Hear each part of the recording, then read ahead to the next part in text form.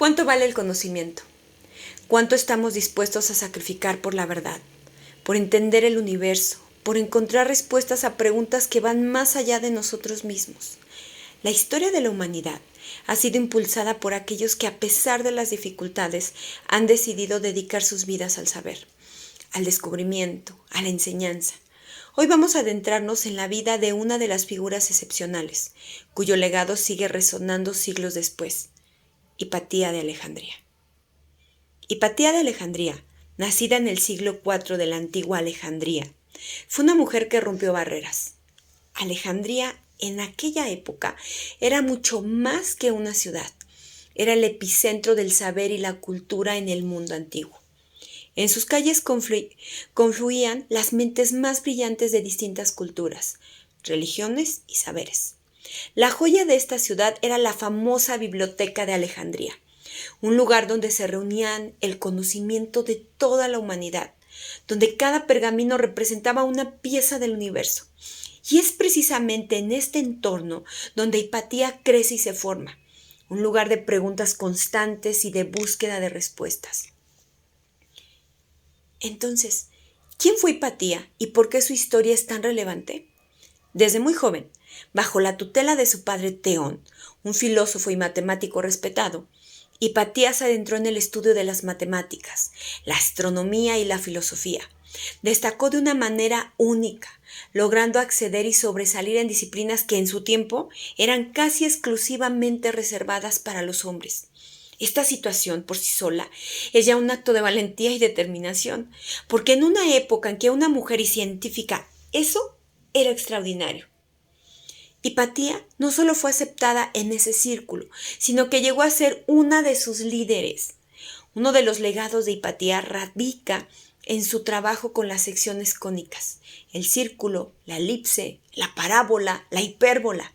Estas figuras geométricas desarrolladas previamente por matemáticos griegos como Euclides y Apolonio cobraban nueva vida bajo su análisis y explicación.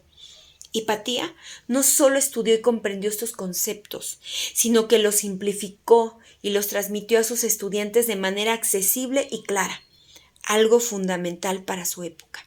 Hoy, en pleno siglo XX, las secciones cónicas tienen aplicaciones que abarcan desde la física hasta la ingeniería, y la astronomía en gran parte le debemos a Hipatía la claridad con la que podemos entenderlas y enseñarlas.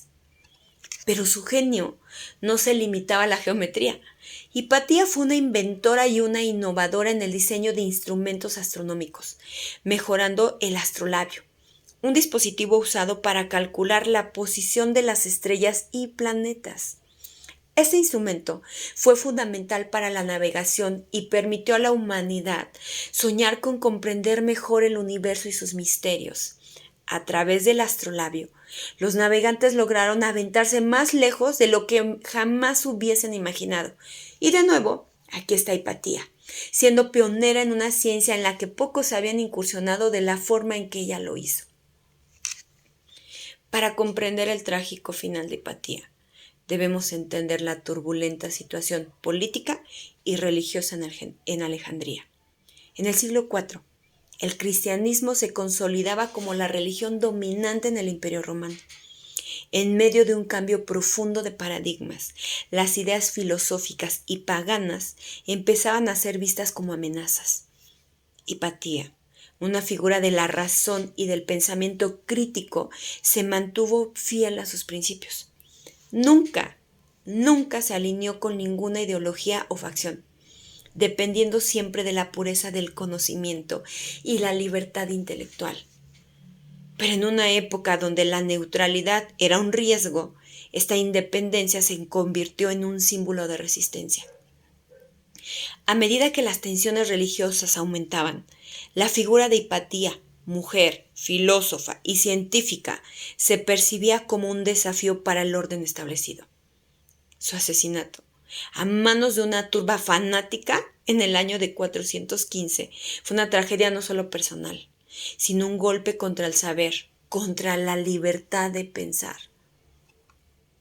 El final de Hipatía fue brutal.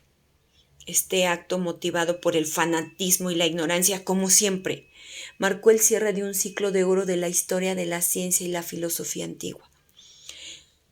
Su deceso es un recordatorio de lo que se pierde cuando el conocimiento y la libertad son silenciados. ¿Qué aprendemos de la historia de Hipatia? En primer lugar, que el amor por el conocimiento es una fuerza capaz de trascender generaciones. Hipatia nos enseñó que el saber no solo es una colección de datos, sino un acto de conexión humana, una cadena de ideas que se transmiten de una mente a otra, unificando a las personas en una búsqueda conjunta por entender nuestra existencia. Además, su vida y su muerte nos recuerdan la importancia de la valentía intelectual y la independencia de pensamiento. Como te había dicho y como te he dicho en todos estos episodios, ser fiel a uno mismo y a nuestras convicciones puede ser arriesgado, especialmente cuando nos encontramos en una sociedad que espera conformidad. Hipatia nos muestra que el conocimiento debe defenderse, incluso en los momentos más oscuros, que el valor de la verdad es inestimable y que el progreso humano depende de la capacidad de cada individuo de cuestionar, aprender y enseñar.